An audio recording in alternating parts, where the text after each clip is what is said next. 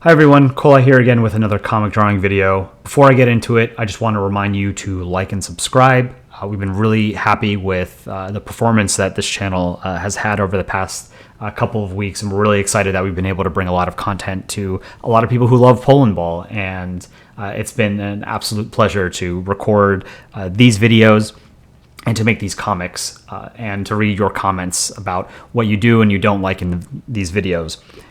So this comic that I'm going to be drawing today is about Ukraine and NATO.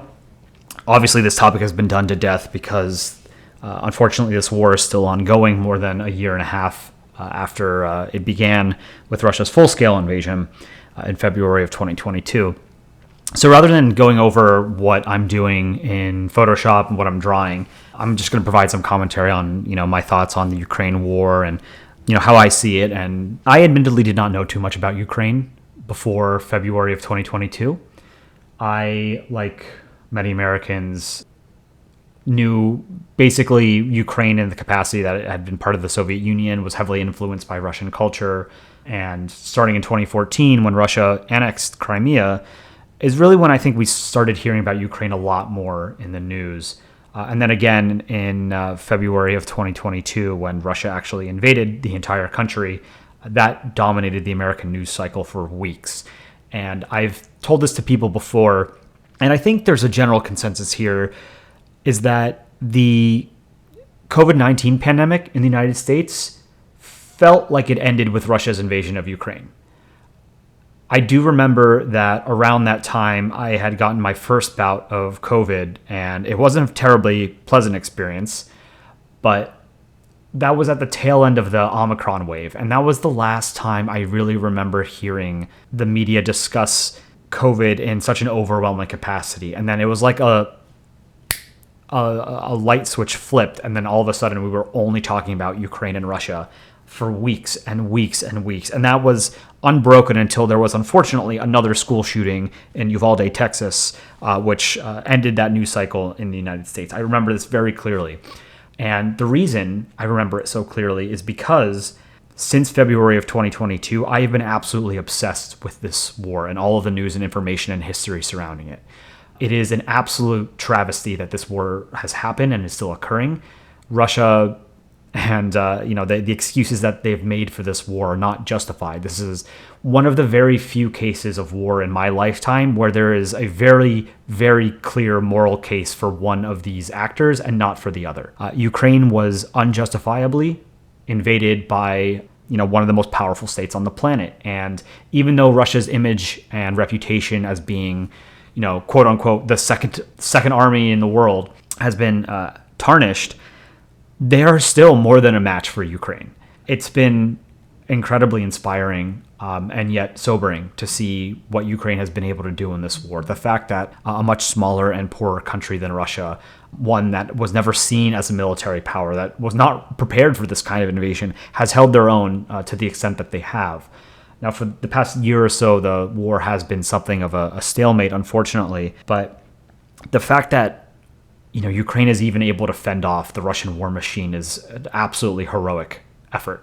And I feel for all of the Ukrainian people who have suffered as a result of this war, and for all of the people who have died in the defense of Ukrainian statehood and their own defending their sovereignty. I sit here in the comfort of a major American city knowing that I am essentially living in a country that is impervious to invasion.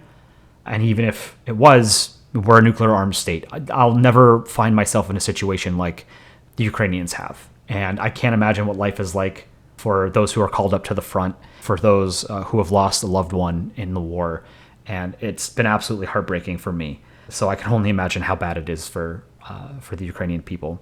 Now, that being said, I am a full-throated supporter of Ukraine emerging victorious from this war. I know the idea of them liberating all of the land that Russia has occupied so far is pretty slim, especially given by what's happened over the past couple of months since Ukraine's counteroffensive in Zaporizhia in late summer. But, hope springs eternal. And, if Western sanctions do their work on the Russian economy, it's possible that it might bring Russia to the negotiating table in a way that really sort of exposes their soft underbelly, as it were. The Russian war machine definitely seemed more menacing in February of 2022 than it does now. That being said, this is a nutritional war. It's absolutely brutal, and I am thankful that I don't have to be in this kind of situation personally, but I feel for, again, all of the people that have had to fight this war on Ukraine's behalf. It's what they're doing is nothing short of heroic. And I myself have donated some money to various Ukrainian defense funds and charities, and I would implore anybody who cares even an iota about Ukraine and what it means for European and NATO security to do the same, particularly now when other events like the war between Israel and Hamas have sort of overshadowed what's happening in Ukraine. The scale of this conflict is without precedent, I think, in the 21st century. This is a NearPeer fight between two conventional forces. These aren't insurgencies. This isn't anything like Hamas versus Israel, where one side has an air force and the other doesn't. This is a slug match between two relatively powerful states. And Ukraine is still very much the underdog, but the idea that Ukraine can even fend off Russia is remarkable. And obviously a lot of it has been due to Western governments being able to provide substantial military and economic support. But this idea that Ukraine should be more grateful and should, be, going to various capitals like Washington and London and Berlin and Paris and sort of being exceedingly gracious, I think is absurd. These people are fighting a war. They are absolutely justified in being angry about the slow rollout of various weapon systems, like Leopard 2s or M1 Abrams or Challenger 2s. These are weapon systems that, while themselves are not game changers, could have done a lot more if we had sent them earlier. So I want to take a moment to go over a couple of other things. One is why Russia's various justifications for this war are just total bullshit. They argue that NATO is a threat to their security, which is bullshit. It's a defensive alliance. It's never invaded Russian territory, and it's a totally voluntary alliance, right? It's not built on conquest in the way that normal empires tend to be. NATO is a collection of various member states whose governments have willingly, voluntarily applied to join this organization, and then the existing member states of that organization unanimously agree that, yeah, sure, we will defend you if it comes to it, right? The idea that Canadians would defend Turks, who would defend the French, who would defend Germans, who would defend Americans, who would defend Finns, is very unlike other defensive alliances that have existed in human history. Russia has also pulled a lot of troops, weapons, and equipment from their border with NATO. If they view NATO as this existential threat to them, why would they take those resources away from their borders with Finland and the Baltic states, for example, right? They're putting them into Ukraine for their irredentist and imperialist ambitions. Russia also has the world's largest nuclear arsenal. They are impervious to any kind of conventional threat. Most nuclear powers are in this regard, but particularly Russia, because they have the world's largest nuclear stockpile and a lot of advanced delivery systems, including ballistic missile submarines. I think Ukraine's future is more knowable than Russia's. Once this war is over, and again, it will end at some point, we just don't know when, Ukraine will join NATO and the European Union. The former will be a more expedited process. Just historically, it has been. It's a simpler organization to join. Most of the former Eastern Bloc states joined NATO much quicker than they joined the European Union.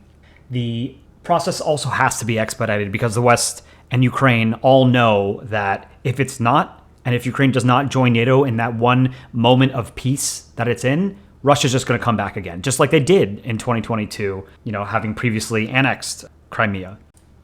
Joining the EU is a more involved process. It's much lengthier. It involves transcribing the entirety of European law into national law.